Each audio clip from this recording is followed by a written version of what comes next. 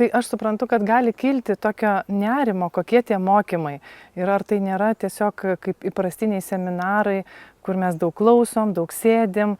Tai ir tas nerimas gali ateiti iš tokių savų patirčių, kur yra tekę dalyvauti, arba iš kažkokio savarankiško mokymosi, kur reikia labai daug valios, pastangų. Labai noriu pasakyti, kad vaikų linijos savanorių mokymai tai yra toks atradimas. Yra atradimas apie save, daug naujų dalykų sužinojimas ir per tai tiesiog mokomasi ir toks visiškai yra patyriminis mokymasis.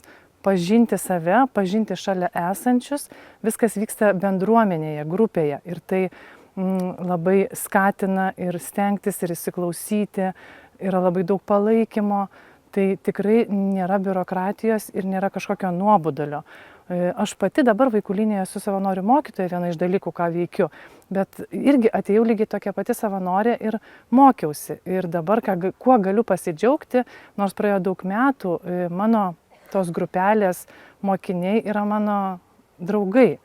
Tai taip sukuriamas ryšys stiprus, kad visą laiką per visą savanorystę tas tęsiasi, ne tik per mokymus. Tai todėl labai drąsinu, kad tiesiog neliktų tos nuostatos. Ateikit ir patirkit mokymus ir atraskit save, pažinkit kitus.